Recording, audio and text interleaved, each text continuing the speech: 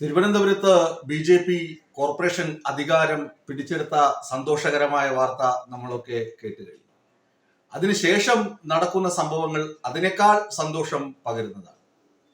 നമുക്കറിയാം, പല ഉത്തരേന്ത്യൻ സംസ്ഥാനങ്ങളിലും ബി.ജെ.പി. അധികാരത്തിലെത്തിയപ്പോൾ അതിനു മുമ്പ് അധികാരത്തിലിരുന്ന രാഷ്ട്രീയ കക്ഷികളുടെ പ്രവർത്തകരെ ബി.ജെ.പി. പ്രവർത്തകർ വടിയും തടിയുമായി ഓടിച്ചിട്ട് അടിക്കുന്ന കാഴ്ച. അതേ അവസ്ഥ തന്നെയാകും തിരുവനന്തപുരത്തും ഉണ്ടാകുന്നത്, അല്ലെങ്കിൽ കേരളത്തിലും സംഭവിക്കാൻ പോകുന്നത് എന്ന സൂചന നൽകുന്ന സംഭവ വികാസങ്ങളാണ് തിരുവനന്തപുരത്ത് അരങ്ങേറിക്കൊണ്ടിരിക്കുന്നത്. അതായത് CPM പ്രവർത്തകരെയും ഇടതുമുന്നണി പ്രവർത്തകരെയും BJP-ക്കാരും RSS-കാരും സംഘപരിവാറുകാരും ഓടിച്ചിട്ട് തല്ലുന്ന കാഴ്ച കാണാൻ ഇനി അതിവിദൂരം യാത്ര ചെയ്യേണ്ട ആവശ്യമില്ല എന്നതാണ് ചുരുക്കം. ഞാനീ പറഞ്ഞു വരുമ്പോൾ തന്നെ നിങ്ങൾക്ക് കാര്യം മനസ്സിലായി കാണും. നമ്മുടെ മുൻ DGP ആയിരുന്ന ശ്രീലേഖ ശാസ്തമംഗലത്തെ കൗൺസിലറായിരുന്നു.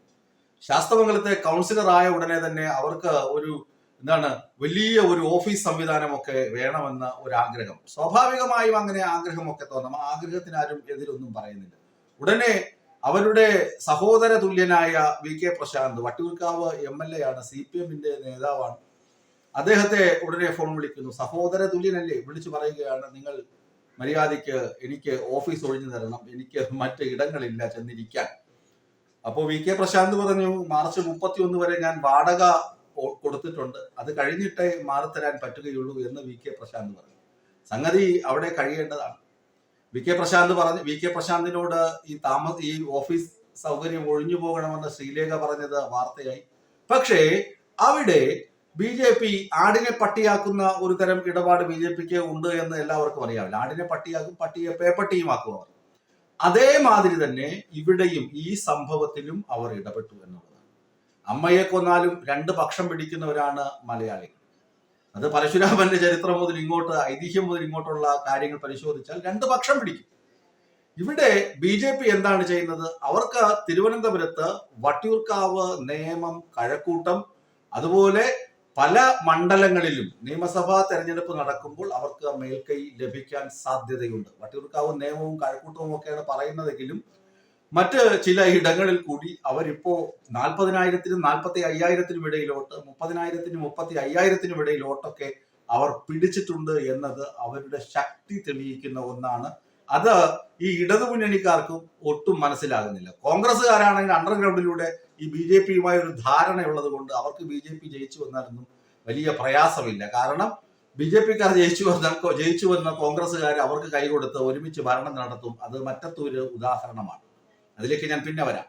ഇപ്പോൾ ഞാൻ പറഞ്ഞു വരുന്നത്, BJP-യുടെ രാഷ്ട്രീയ അജണ്ട നടപ്പിലാക്കുന്നതിന് അവർ എന്തു കുറുക്കുവഴിയും സ്വീകരിക്കും. അതിന് ഉദാഹരണമാണ് ഈ ശ്രീലേഖ IPS. അവർക്ക് പല തരത്തിൽ ഉള്ള വാഗ്ദാനങ്ങൾ നൽകിയാണ് അവരെ കൊണ്ട് കെട്ടി ഇറക്കിയത് ഇങ്ങോട്ട് രാഷ്ട്രീയത്തിലേക്ക്. അവരെ നിയമസഭാ MLA ആക്കാം, അവരെ കേന്ദ്രമന്ത്രിയാക്കാം, അല്ലെങ്കിൽ അവർക്ക് ഗവർണർ പദവി കൊടുക്കാം എന്നൊക്കെയായിരുന്നു മോഹനസുന്ദര വാഗ്ദാനങ്ങൾ. എന്നിട്ട് വാർഡ് കൗൺസിലറായി ചവിട്ടി തരം താഴ്ത്തി ഇട്ടു എന്നുള്ളത് പച്ച പരമാർത്ഥമാണ്. BJP-യിലെ പടലപ്പിണക്കങ്ങളും BJP-യിലെ സംഘപരിവാർ അജണ്ടയും ഒക്കെ വെച്ച് നോക്കുമ്പോൾ ശ്രീലേഖയ്ക്ക് കൊടുത്ത വാർഡ് കൗൺസിലർ സ്ഥാനം തന്നെ വലിയ സ്ഥാനമെന്നാണ് RSS-ന്റെയും BJP-യുടെയും അഭിപ്രായം, ഉള്ളിലിരിപ്പ്. കാരണം ഇവർ സംഘപരിവാർ ശക്തികളെ കുറിച്ച് നിരന്തരം വിമർശിച്ചുകൊണ്ടിരുന്നതാണ്. ഇവരുടെ ഭർത്താവിനെ വകവരുത്താൻ BJP-ക്കാർ ശ്രമിച്ചു എന്ന് വരെ പരസ്യമായി പ്രഖ്യാപിച്ച വ്യക്തിത്വത്തിനുടമയാണ് ഈ ശ്രീമതി ശ്രീലേഖ. അപ്പോൾ ഇവര് ഈ കെട്ടിടം എന്ന ഒരു മറ വച്ചിട്ട്, ഒരു പുകമറ സൃഷ്ടിച്ച് അവിടെ എന്ത് ചെയ്യുന്നു? അവരുടെ രാഷ്ട്രീയ അജണ്ട അടിച്ചേൽപ്പിക്കാൻ ശ്രമിക്കുന്നു. അവിടെയാണ് ജനം തിരിച്ചറിയാതെ പോകുന്ന ചില നഗ്ന സത്യങ്ങളുള്ളത്.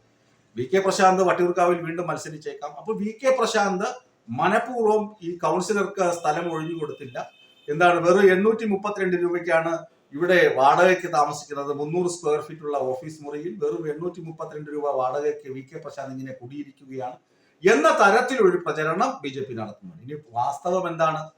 നഗരസഭാ കൗൺസിൽ കൂടി, അത് CPM ആകട്ടെ ആരോ ആകട്ടെ, കൗൺസിൽ കൂടി അപ്പോൾ പ്രതിപക്ഷം BJP ആണല്ലോ, ഇവരെല്ലാവരും കൂടി പാസാക്കിയ നയമാണ് ജനപ്രതിനിധികൾ, കൗൺസിലർ അങ്ങനെ തുടങ്ങിയ ആളുകൾക്ക് അവരുടെ ഓഫീസ് പ്രവർത്തിക്കുന്നതിന് താരതമ്യേന കുറഞ്ഞ വാടക ഈടാക്കിക്കൊണ്ട് സ്ഥല സൗകര്യം കൊടുക്കാം എന്ന് കോർപ്പറേഷൻ ഭരണസമിതി തീരുമാനിച്ച കാര്യമാണ്. അതിന് പ്രകാരമാണ് VK പ്രശാന്തിനെ ശാസ്തമംഗലത്ത് കോർപ്പറേഷന്റെ ഉടമസ്ഥതയിലുള്ള കെട്ടിടത്തിൽ ഒരു മുറി അനുവദിച്ചു കിട്ടിയത്. അതിന്റെ സമീപത്ത് തന്നെയാണ് ശാസ്തമംഗലം വാർഡ് കൗൺസിലറുടെയും ഓഫീസുള്ളത്. അപ്പോ ഇതിന് മാർച്ച് 31 വരെ വി കെ പ്രശാന്ത് വാടകയും കൊടുത്തിട്ടുണ്ട്. വാടക കൊടുത്തിട്ടാണ് അവിടെ ഓഫീസ് പ്രവർത്തിപ്പിക്കുന്നത്. അപ്പൊ വാടക കരാർ കഴിയുന്നതിന് മുമ്പേ അടിച്ചിറക്കി വിടുക എന്ന നയം, അല്ലെങ്കിൽ ഇങ്ങനെ ഒരു പ്രഖ്യാപനം നടത്തിയിട്ട് അവിടെ ഇങ്ങനെ വലിയ വാടക കിട്ടേണ്ട സ്ഥലത്ത് ചെറിയ വാടകയ്ക്ക് CPM-കാരൻ കടിച്ചു തൂങ്ങി കിടക്കുകയാണ് എന്ന ഒരു സന്ദേശം ജനങ്ങളിൽ എത്തിക്കാൻ BJP ആസൂത്രിതമായി ഇവിടെ ശ്രമിക്കുകയും ഏറിയ പങ്ക് അവർ ഇതിനകത്ത് വിജയിക്കുകയും ചെയ്തു എന്നതാണ് വാസ്തവം. പക്ഷേ മണ്ടന്മാരായ തിരുവനന്തപുരത്തെ വോട്ടർമാർ, വട്ടിയൂർക്കാവിലെ വോട്ടർമാരെ പല രാഷ്ട്രീയ കക്ഷികൾക്കും അറിയില്ല, CPM-കാർക്കൊന്നും പലരെ അറിയില്ല. കാരണം പലരും വന്നു പോകുന്ന ആളുകളാണ്, അവിടെ സ്ഥിരതാമസമുള്ള ആളുകളല്ല എന്നൊക്കെയാണ് കണ്ടെത്തൽ. അപ്പോ വട്ടിയൂർക്കാവ് മണ്ഡലത്തിലെ വോട്ടർമാർക്കിടയിൽ ഇങ്ങനെ ഒരു സന്ദേശം കൊടുക്കുക കണ്ടില്ലേ, CPM-ന്റെ ധാർഷ്ട്യം കണ്ടില്ലേ, അവന്റെ ധാർഷ്ട്യം കണ്ടില്ലേ, അവനൊരു സ്ത്രീയോടല്ലേ ഇങ്ങനെ പെരുമാറിയത്, ഇവൻ എന്താണ് പറയുന്നത്, ഈ തരത്തിൽ ആളുകളുടെ ഇടയിൽ വി കെ പ്രശാന്തിനെതിരെ ഒരു ബാഡ് ഇമേജ്, മോശപ്പെട്ട ഇമേജ് ക്രിയേറ്റ് ചെയ്തതിൽ ശ്രീലേഖ വിജയിച്ചു. പക്ഷെ ശ്രീലേഖ എന്താണ് പറയുന്നത് പച്ചക്കള്ളമാണെന്നും, ശ്രീലേഖ പറയുന്നത് അഹങ്കാരവും പാർട്ടിയുടെ മുഴുവൻ അജണ്ട നടപ്പിലാക്കാനുള്ള രഹസ്യധാരണയുടെ ഭാഗമായി മനഃപൂർവ്വം ഇത് ചെയ്തുണ്ടാക്കിയതാണെന്നുമുള്ള പച്ച പരമാർത്ഥം ജനങ്ങൾ വിസ്മരിക്കുകയും ചെയ്യും. വി കെ പ്രശാന്ത് ആരോപണ വിധേയനാവുകയും ചെയ്യും. ഇതാണ് ആടിനെ പട്ടിയാക്കുന്ന BJP തന്ത്രം. ഇപ്പൊ വി കെ പ്രശാന്തിനെ ഇങ്ങനെ വിളിച്ച് ഭീഷണിപ്പെടുത്താനും അല്ലെങ്കിൽ ഇങ്ങനെ വാർത്തകളിലൂടെ അപമാനിക്കാനും വിരട്ടാനും BJPക്ക് കഴിയുമെങ്കിൽ, ഒരു MLA വിരട്ടാൻ BJP കരമന ജയനും അതുപോലെ ശ്രീലേഖയ്ക്കും VV രാജേഷിനും ഒക്കെ കഴിയുമെങ്കിൽ, അപ്പോ മറ്റ് സാധാരണ അണികളുടെ അവസ്ഥ ഒന്ന് ആലോചിച്ച് നോക്കൂ. BJPക്കാർ ഓടിച്ചിട്ട് അടിക്കുന്ന ഗതികേടിലേക്ക് തലസ്ഥാനത്തെ CPM പ്രവർത്തകരൊക്കെ മാറാൻ അധിക താമസം വേണ്ട. തലസ്ഥാനത്തെ വോട്ട് പിടിക്കുന്നതിൽ, തലസ്ഥാനത്തെ ആളുകളെ കൊണ്ട് വോട്ട് ചെയ്യിക്കുന്നതിൽ CPM-നും കോൺഗ്രസിനും, പ്രത്യേകിച്ച് CPM-നും ഇടതുമുന്നണിക്ക് പറ്റിയ ഗുരുതരമായ വീഴ്ച, അവരുടെ താൻ പൊരിമ, അവരുടെ അഹങ്കാരം, മസിൽ പിടുത്തം, ഇതൊക്കെ കൊണ്ട് ചില ഉഡായിപ്പ് നേതാക്കളെ CPM-കാർ വളർത്തിയെടുത്തു. ചില ഉഡായിപ്പന്മാർ, തിരുവനന്തപുരത്തിലെ ചില ഉഡായിപ്പന്മാരെ വളർത്തിയെടുക്കുകയും ജനങ്ങൾക്കൊപ്പം നിന്ന ആളുകളെയൊക്കെ തഴയുകയും ചെയ്ത CPM-ന്റെ നാണം കെട്ട രാഷ്ട്രീയ കളിയാണ് BJPക്ക് വളം വെച്ചു കൊടുത്തത് എന്നതിലും തർക്കമില്ല. അതുകൊണ്ട് ഇവരുടെ അഹങ്കാരവും പൊങ്ങച്ചവും ഒക്കെ കാണേണ്ട ഗതികേട് CPM-നും തലസ്ഥാന നഗരത്തിലെ ജനാധിപത്യ വിശ്വാസികൾക്കും ഉണ്ടായിട്ടുണ്ട്. അതിൽ ഏറിയ പങ്കും കുറ്റക്കാർ CPM-കാർ തന്നെയാണ്. അതുകൊണ്ടാണ് CPM-കാർ തന്നെ ആദ്യം ഈ വി കെ പ്രശാന്ത് ഉൾപ്പെടെയുള്ള ആളുകൾ മോശപ്പെട്ട ആളുകളാണെന്ന് ചിത്രീകരിക്കാനുള്ള വളവും വെള്ളവും കോരി BJPയെ വളർത്തിയത് എന്ന് പറയുന്നതിൽ ഒരു അന്യായവുമില്ല. ശ്രീലേഖ തുടങ്ങി വെച്ചു, ഇനിയിപ്പോ ഓരോരോ ആളുകളായി ഓരോന്നോരോന്ന് കാണിച്ചു വെക്കും. ഇതിനൊക്കെ മാധ്യമങ്ങൾ കുടപിടിക്കും, CPM-നെ നാറ്റിക്കും. തിരുവനന്തപുരത്ത് ഒരു 4 സീറ്റെങ്കിലും പിടിക്കുക എന്ന BJPയുടെ ലക്ഷ്യത്തിലേക്ക് അവരെത്തുകയും ചെയ്യും. ഈ പോക്ക് പോവുകയാണെങ്കിൽ, ഇതിന് തടയിടണമെങ്കിൽ CPM ഒറ്റക്കെട്ടാണെന്നും CPM ജനങ്ങൾക്കിടയിലുള്ള പാർട്ടിയാണെന്നും സാധാരണക്കാരന്റെ പാർട്ടിയാണെന്നും തെളിയിക്കുവാനുള്ള പ്രാഥമികമായ ഉത്തരവാദിത്വം CPM അണികൾക്കുമുണ്ട്. പ്രത്യേകിച്ച് പോങ്ങന്മാരായ കുറെ നേതാക്കൾക്കുമുണ്ട്. അക്കാര്യം മറന്നുപോകരുത്.